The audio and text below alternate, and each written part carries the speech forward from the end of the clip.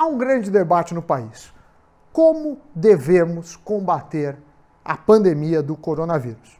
De um lado, temos o grupo que defende as atuais medidas de isolamento, ou seja, todo mundo em casa, com exceção dos serviços essenciais. Do outro, os que defendem o isolamento vertical, confinando os idosos e outros grupos de risco, cardíacos, hipertensos, diabéticos e portadores de HIV, entre outros casos. Mas eu te pergunto, como abordar esse problema de forma técnica?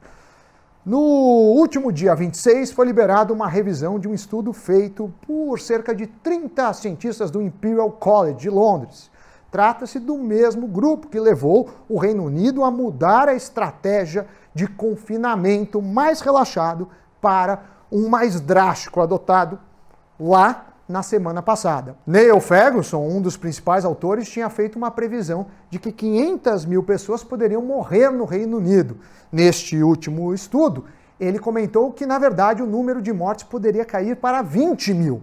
Essa diferença brutal na estimativa se dá principalmente pelas medidas que cada país pode tomar, precisamente para esse número, no Reino Unido.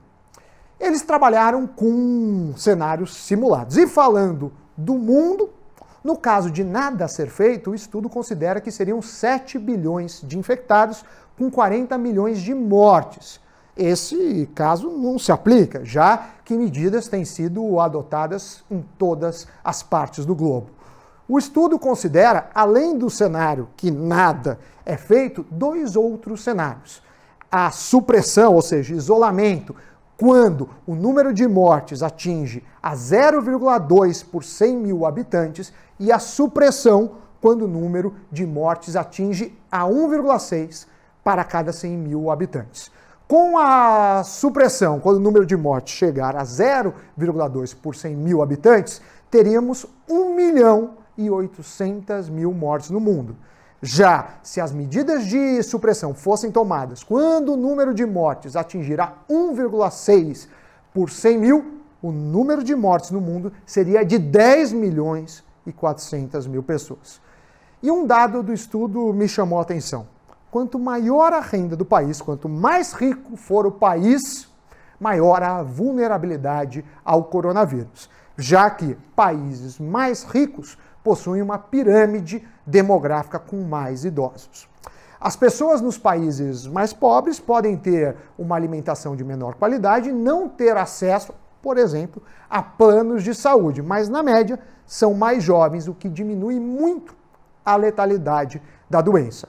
A pesquisa leva em conta, para estimar em cada país, pirâmide etária e características, como, por exemplo, a capacidade hospitalar.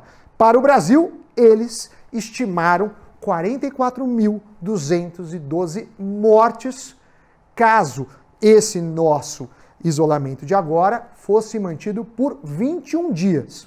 É um número alto, mas não tão alto quanto a opção por adotar medidas mais brandas de proteção. Por exemplo, apenas adotando o distanciamento social, proibindo grandes eventos, mas com comércios e empresas funcionando normalmente, morreriam 627 mil pessoas. E, adotando essas medidas e incluindo também isolamento de idosos e pessoas que pertencem a grupos de risco, o número de mortos atingiria 530 mil. Com isolamento mais duro e medidas mais restritivas, apenas quando a situação piorar, o número de mortes diminui para 206 mil. Mas, de qualquer forma, seria 5 vezes maior que o cenário mais positivo. E caso nada fosse feito e a epidemia desde o início fosse tratada como uma pura histeria coletiva, mais de 1,5 milhão de brasileiros morreriam.